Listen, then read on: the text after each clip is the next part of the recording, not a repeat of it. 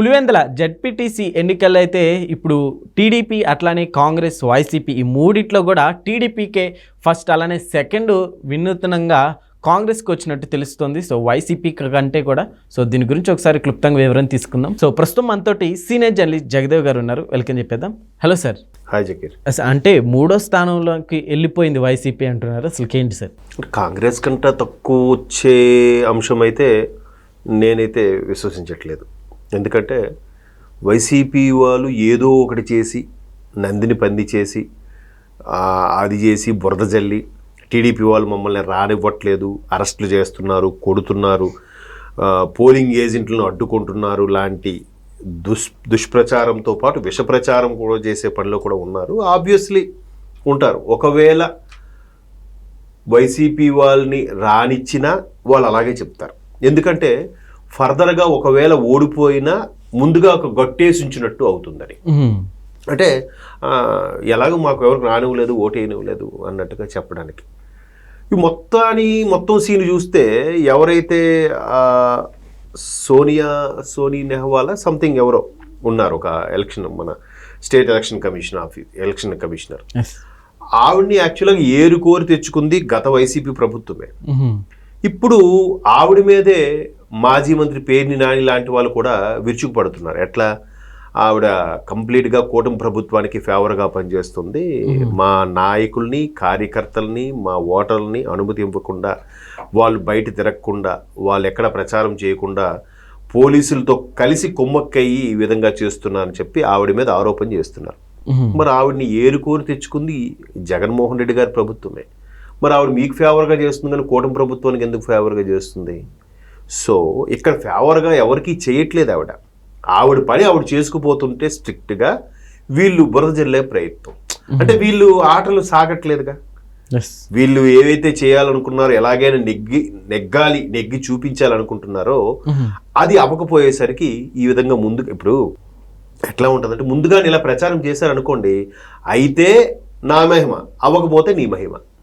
ఇప్పుడు బాగా ఎగ్జామ్ వాడికి చూసి కాపీ కొట్టి రాయించడం ఏదో చేశారు, ఎలాగెందుకు మనం చేద్దామమ్మా, బాగా చేద్దాం, ప్రయత్నం చేద్దాం, నీకు స్లిప్లు అందిస్తాను, పక్కన చూసి రాయు, నీకు ఎలాగైనా పాస్ చేయిస్తానని అంటాడు.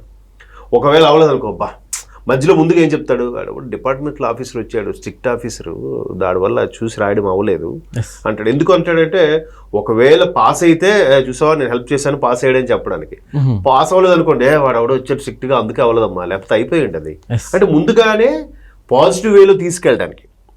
ఇకపోతే వీళ్ళు ఇంకో ప్రచారం కూడా ఏం తీసుకుంటున్నారంటే, వైసీపీ వాళ్ళు కావాలనే వైసీపీ పోలింగ్ ఏజెంట్లు రానివ్వకుండా కాంగ్రెస్ వాళ్ళని ఒకరిద్దరిని ఎంకరేజ్ చేసి, లేదా వీళ్ళే టీడీపీ వాళ్ళే మ్యాక్సిమం రిగ్గింగ్గా వీళ్ళే అన్నీ కొట్టేసి కాంగ్రెస్కి 1-2 వేస్తే రెండో స్థానంలో కాంగ్రెస్ ఉంది, మూడో స్థానానికి పడిపోయింది, మమ్మల్ని పడగొట్టేలా చేస్తుంది కూటమి ప్రభుత్వమే అని చెప్పడానికి ఇదొక పన్నాగం కూడా. అంటే మీరు గుర్తుందో లేదో, ఎలక్షన్స్ ముందు నాగబాబు గారు ఒక ట్వీట్ చేశారు, అంటే ఒక వీడియో చేసి వదిలారు. కావాలని పిఠాపురంలో పవన్ కళ్యాణ్ గారిని ఓడించడానికి సర్వశక్తులు ఒడ్డారు, కొన్ని కోట్లు ఖర్చు పెట్టారు. ఎలాగా? ఆఖరికి పవన్ కళ్యాణ్ గారికి ఫేవర్గా ఉండే వాళ్ళందరికీ ముందు రోజు రాత్రి వెళ్ళి పవన్ కళ్యాణ్ గారికి ఓటేయండి అని చెప్పి కావాలని ఇంకు మరకలకి వేలుకు పెట్టడం. అంటే అలా పెట్టడం ఏమవుద్ది, ఎవరైతే పవన్ కళ్యాణ్ గారికి ఇయ్యాలనుకుని వెళ్ళారో వాళ్ళ వేలు చూసారు, వేసేసావు కదా, నీకు ఓటేయడం వీళ్ళది పక్క తోసేస్తారు కదా. అట్లాంటి కుట్రలు కూడా చేశారు అని నాగబాబు గారు ఒక ఆరోపణ చేశారు. సో ఇక్కడ కూడా ముందుగానే ఈ టీడీపీ పోలింగ్ ఏజెంట్లు మమ్మల్ని రానివ్వట్లేదు, హౌస్ అరెస్టులు చేశారు, పోలీసులు కూడా వాళ్ళకి తొత్తులుగా వ్యవహరిస్తున్నారు అని నొక్కి ఒక్క నుంచి చెప్తూ, దాని పైపెచ్చు కావాలని టీడీపీ వాళ్ళే 1-2 ఓట్లు కాంగ్రెస్కి వేస్తున్నారు, అంటే వైసీపీ మూడో స్థానానికి పడిపోయిందని చెప్పడానికి ఈ విధంగా చేస్తున్నారని వీళ్ళు ముందుగానే ఒక మాస్టర్ ప్లాన్ క్రియేట్ చేసి ముందేనే చెప్పేస్తున్నారు. అంటే ఒకవేళ ఓడిపోయినా మీరు ఎందుకు కుతంత్రాలు చేశారు కాబట్టి ఓడిపోయామని. వాళ్ళు సేమ్ అదే పంథాలో ఉన్నారమ్మా, వాళ్ళు ఏం మారలేదు. ఎందుకు మారలేదంటే 2019లో 151 స్థానాలు వచ్చాయి వైసీపీకి.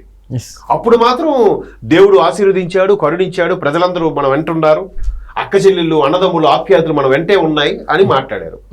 ఎప్పుడైతే మొన్న ఘోరంగా 11 సీట్లకే పరిమితం అయిపోయారో ఎస్ వీళ్ళ అభిమానాలు, వీళ్ళ అనురాగాలు, అక్కచెల్లెలు అనురాగాలు ఏమయ్యాయో, దేవుడు ఏ ఆశీర్వాదం ఏమైందో, ఇదంతా టీడీపీ కుట్ర, ఇదంతా ఈవీఎంలు కుట్ర అని మాట్లాడేశారు. ఎస్ అవునా? మరి 151 వచ్చినప్పుడు ఈవీఎంలు కుట్ర కాదా? మీరు ఓడిపోతే ఈవీఎంలు కుట్ర. మరి అదే కదా పల్నాడులో జరిగిన దానికి మాజీ ఎమ్మెల్యే మన పిన్నెల్లి గారు డైరెక్ట్గా పోలింగ్ బూత్లోకి వెళ్ళి ఈవీఎం మిషన్ తీసుకొచ్చి మరి పగలగొట్టేశాడు. ఎందుకు? అక్కడ టీడీపీ వాళ్ళకి ఎక్కువ ఫేవర్గా పడుతుందని. అడ్డొచ్చిన టీడీపీ పోలింగ్ ఏజెంట్ కూడా కొట్టారు. ఒక పెద్ద ఆయన 60 ఏళ్ల ముసలాయన కూడా కొట్టారు. ఆయన మొత్తం తల కట్టుకొని మరి వచ్చాడు. అవన్నీ చేస్తే తీరా వాళ్ళ పర్టికులర్ ఛానల్లో చెప్పింది ఏంటంటే ఆ ఈవీఎం మిషన్లో ఒక పాము దూరింది, ఆ ప్రజల ప్రాణమానాలు కాపాడడం కోసం పిన్నెల్లి గారు ధైర్య సాహసాలతో వెళ్ళి పగలగొట్టారు. ఇంత దొరికితే అసలు పిన్నెల్లి గారు లోపలికి వెళ్ళిన వీడియో మీకు ఎలా వచ్చింది?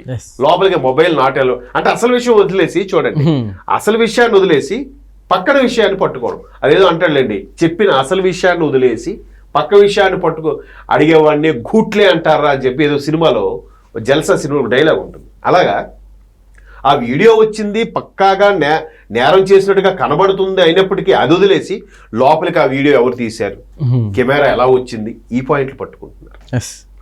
వీళ్ళు ఏమనాలి అంటే నేరం చేసినట్టు ఇండైరెక్ట్ ఒప్పుకున్నట్టేగా. సో కాబట్టి వీళ్ళు వైసీపీ వాళ్ళు ఓడిపోతారని నిర్ధారణకు వచ్చేసారు. వాళ్ళకు కూడా గ్రౌండ్ లెవెల్లో రిపోర్ట్లు వచ్చేసాయి. ఇప్పుడు మొన్న సార్వత్రిక ఎన్నికలే తీసుకోండి, అంతా వాళ్ళదే హయాం ఉంది, వాళ్ళే డబ్బులు పంచారు, బాగా సంపాదించుకున్నారు లిక్కర్ స్కామ్ ద్వారా. అంత సంపాదించి పంచుకున్నప్పటికి కూడా ఓటర్లు ఎవరికి వేశారండి? కూటమి ప్రభుత్వం వేశారుగా. మూలన కూర్చున్న ముసలమ్మ కూడా ఓపిక తెచ్చుకుని మరి ఓటేసిందిగా. అందుకే కదా 91.82% పోలింగ్ వచ్చింది. అంటే ఆల్మోస్ట్ 92%.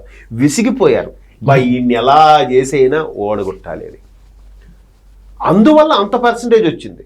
అంత విసిగిపోయినప్పుడు నిజంగా కూటమి ప్రభుత్వం మీద విసిగిపోతే వీళ్ళు వైసీపీ వాళ్ళు థర్డ్ ప్లేస్కి వెళ్ళాల్సిన అవసరం లేదు, కూటమి ప్రభుత్వం థర్డ్ ప్లేస్కి వెళ్తుంది కదా. అవునా కదా? ప్రజలు ఎలా ఆపుతారు అంత పబ్లిక్గా? ఇవాళ రేపు సోషల్ మీడియా వీడియోలు ప్రతి ఒక్కరు పాకెట్ ఫోన్ ద్వారా తీస్తున్నారు. అంటే ఇదంతా వైసీపీ వాళ్ళు ఎలాగూ ఓడిపోతారు కాబట్టి అసత్య ప్రచారం ఇప్పుడే స్టార్ట్ చేశారు వాళ్ళు. చెప్పండి కదా, గెలిస్తే కష్టపడి కూటమి ప్రభుత్వానికి ఎదురొట్టి మరీ గెలిచామని చెప్పడానికి, ఓడిపోతే మేము ముందే చెప్పాం కదా, మా ఏజెంట్లు ఎవరిని రానివ్వలేదు, కావాలని వాళ్ళే కాంగ్రెస్కి వేసి 2వ స్థానం చెప్పి మాకు పెట్టారని ముందే చెప్పాం కదా అనే గట్టు వేసేయడానికి ఈ స్కెచ్ అంతా. బట్ చూద్దాం ఏం జరుగుతుందో. Okay sir, thank you.